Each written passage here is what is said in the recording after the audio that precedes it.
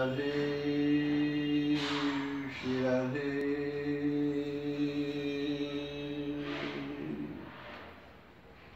श्री राधे श्री राधे श्री राधे श्री राधे श्री राधे श्री राधे श्री राधे। सभी राधा भाव से जुड़े भक्त वृंद नवरात्र के पावन पर्व पर भगवान श्री राम के प्राकट्य महोत्सव पर शुभकामना। एक भाव आस्वादन करते हैं। राम स्रोत ही नहीं है समस्त सनातन धार्मिक मूल्यों का, आदर्श परंपराओं का, वे साक्षात धर्म है। रामो विग्रहवान धर्मः, धर्म ही है।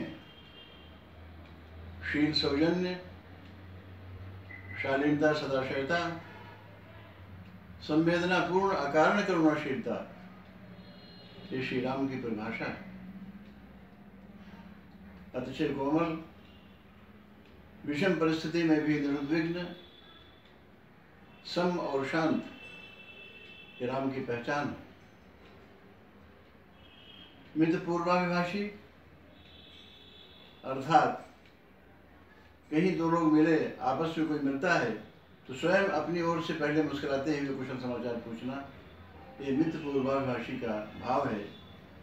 श्री राम मित्र पूर्वाभिभाषी, बड़ों को सम्मान देने वाले,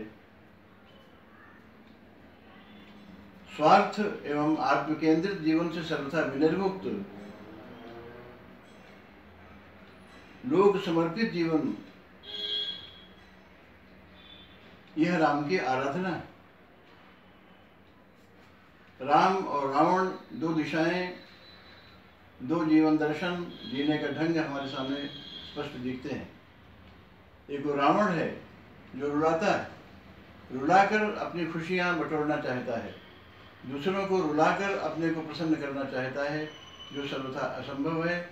और इसीलिए रावण भागता रहा, सारा जीवन उसका भागते हुए बीता। कभी यहाँ कभी वहाँ, कभी देवलोक, कभी वरुणलोक, कभी इस लोक में, कभी अलकापुरी, ये समस्त लोकों में, पाताल आदि लोकों में, ऊर्ध्व समस्त भूलोक आदि में, सर्वत्र रावण भटकता रहा।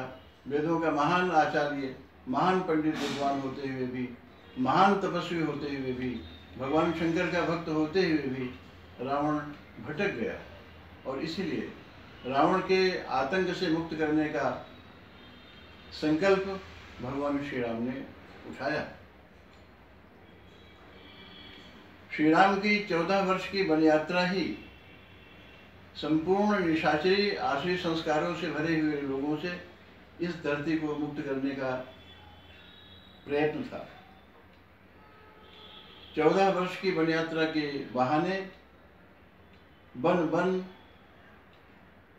ग्राम ग्राम, घर घर, जन जन तक एक से एक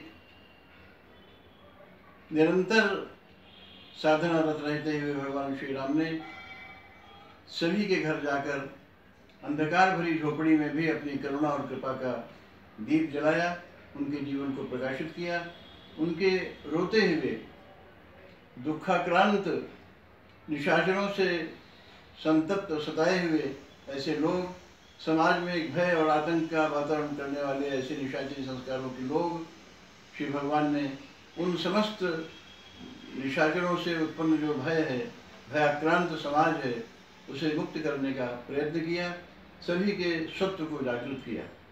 श्री राम की यात्रा का प्रारंभ होते ही सबसे पहला जो अद्भुत दृश्य आता है वह है श्री राम का निषाद राज के साथ मिलन।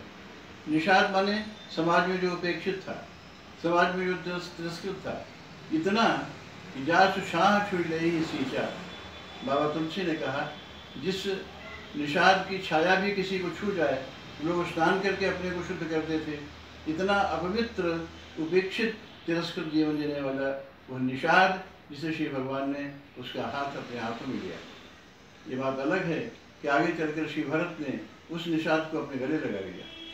भगवान श्री राम ने तो केवल मित्रता का संबंध स्थापित किया है, निषाद का हाथ अपने हाथों में लेकर उसे विश्वास दिलाकर समाज में जो बिखराव आ गया था, समाज में जो भटकन आ गई थी, ऊंच नीच नाना प्रकार के भेदभाव जो आ गए थे, उन सबको मिटाने का संकल्प लेते हुए श्री भगवान ने निषाद राज के इस दृश्य के साथ अपने उस महान जीवन की राम राज्य की स्थापना पर्यंत जो हमें दिख रहा है वह यात्रा प्रारंभ की। आगे चले, निषाद के बाद अहिल्या आ गई, समाज में तिरस्कृता, उपेक्षिता, निर्दोष होते हुए भी दोषारोपिता ऐसी अहिल्या को श्री भगवान ने सम्मान प्रदान किया, उसे अपनाया, उसे उसका लोक प्रदान किया, उसे उसका अधिकार प्रदान किया। इस प्रकार श्री राम ने नारी जगत को, या जो दुखियारे, दीनहीन, शोषित, वंचित हैं, उस समाज को विशेष ध्यान देते हुए श्री भगवान ने इस 14 वर्ष की वन यात्रा के माध्यम से उन सभी को अपने जीवन का परम आश्रय प्रदान किया। उन्हें विश्वास दिलाया कि अगर तुम्हारा भाई नहीं है तो आज के बाद ये राम तुम्हारा भाई है, अगर पिता नहीं है तुम्हारे, ये राम तुम्हारा पिता है, तुम्हारा रक्षक है। इस प्रकार संपूर्ण समाज को एक नई चेतना प्रदान की, एक नई अभिनव किरण के माध्यम से प्रकाश दिया है श्री भगवान ने।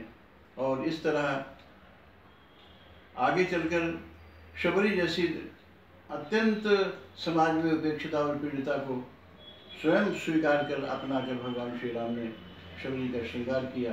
उसकी खोई हुई प्रतिष्ठा, उसका खोया हुआ स्वाभिमान, स्वत्व, अस्मिता, सारा का सारा श्री भगवान ने शबरी के माध्यम से समस्त नारी समाज को वापस प्रत्यावर्तित किया, लौटाया। और इस प्रकार नर रावण जैसे महान वैज्ञानिक और नाना प्रकार के आधुनिकतम शस्त्रों से सुसज्जित ऐसे रावण के विरोध में नर और बानर, सामान्य बानर मनुष्यों को, बानर और भालुओं को श्री राम ने जोड़ा, उनका सैन्य संगठन बनाया और उसके माध्यम से ही रावण जैसे महान आतंकी और उस राह पर चलने वाले, उस संस्कृति जीवन दर्शन को मानने वाले लोगों को भय विमुक्त किया, उनको जीने का साहस दिया, उनके गौरव को जागृत किया, उनकी गरिमा को प्रकट किया। भगवान श्री राम शरणागत रक्षक हैं। ऐसा शरणागत रक्षक कल्पना करना कठिन है। राम रावण का युद्ध चल रहा है, अचानक रावण ने शस्त्र प्रहार किया। मेघनाद ने विभीषण के ऊपर गालियां देते हुए, अपमानित करते हुए शस्त्र का प्रहार, प्राणघातनी सांगी, ये शस्त्र का नाम है, प्राणघातनी सांगी का प्रयोग किया। भगवान श्री राम ने देखा कि यह शस्त्र तो विभीषण का प्राण ही ले लेगा। भगवान स्वयं दौड़े, विभीषण को धक्के लगाकर पीछे कर दिया और सांगी को अपने हृदय में उतार लिया। इस प्रकार श्री भगवान का अत्यंत करुणामय ये शरणागत रक्षक ऐसा शरण होता है जो अपने जीवन को भी संकट में डालकर अपने शरणागत की रक्षा करता है। ये राम का जीवन दर्शन है, ये राम के जीने का ढंग है। और इस तरह भगवान श्री राम ने धीरे धीरे आगे बढ़ते हुए राम राज्य की स्थापना का विस्तार करना प्रारंभ किया। यद्यपि राम राज्य का बीजारोपण भगवान श्री राम ने किया है, विस्तार तो दिया है श्री भरत ने, और एक आदर्श परंपरा, एक आदर्श समाज, एक आदर्श राज्य, राजकीय व्यवस्था प्रदान की है श्री भरत ने। भगवान श्री राम तो ऐसा कहते हैं कि मुझे तो कुछ करना ही नहीं था, मेरे आने के पहले तो मेरे भरत ने सारा कुछ पूरा कर दिया था, और इसलिए केवल राम को सिंहासन पर बैठना था। श्री भगवान ने लोकाराधन के लिए घोषणा कर दी, स्नेहम दयाम च सौख्यम च यदि वा जानकीमपि आराधनाय लोकस्य मुंचतो नास्ति में व्यथा। भगवान श्री राम ने तो अपनी प्रजा को अपनी संतान की तरह प्यार किया, दुलार किया। बदले में प्रजा ने क्या दिया राम को? कटुता, कांटे। भगवान राम ने उनकी राह पर फूल बिछा दिए, उनके सुख के लिए, उनके समाधान के लिए, और बदले में उन्हें कांटे मिले। परंतु श्री राम को कोई शिकायत नहीं है। राम ने कहा था एक दिन, स्नेहम दयाम च सौख्यम च, अपने जीवन का सारा प्रेम, अपने स्वभाव की करुणाशीलता, स्नेहम दयाम, अपना सारा सुख, अपना सारा अपनापन, यदि वह जानकी में भी, अगर हमें जानकी का भी परित्याग करना पड़ा अपनी प्रजा के सम्मान में, प्रजा के समाधान के लिए, मैं वह करने में भी संकोच नहीं करूँगा। परंतु भगवान श्री राम ने जिस समय ये घोषणा की थी, उस समय उन्होंने कल्पना में भी नहीं सोचा होगा कि एक दिन ऐसा आएगा कि अयोध्या की कृतघ्न निष्ठुर प्रजा जब तक उसी सीता को, जिसके चरणों से कोटि कोटि गंगा की पावन धारा प्रवाहित होती है, ऐसी परम पावन सीता को जब तक अयोध्या से बाहर नहीं निकलवा दिया, तब तक चैन से नहीं बैठे।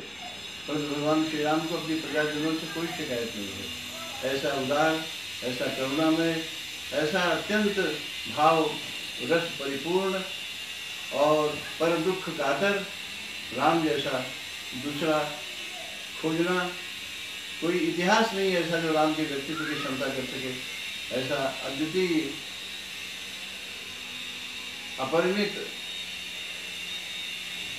अत्यंत विशाल, व्यापक, उदारता से भरा हुआ, सहिष्णुता, शालीनता से भरा हुआ भगवान श्री राम एक आदर्श राजा के रूप में, आदर्श पति के रूप में, आदर्श पुत्र के रूप में, आदर्श राजा के रूप में, आदर्श प्रजा के रूप में भगवान श्री राम ने अपने को ढाला, अपने को प्रस्तुत किया।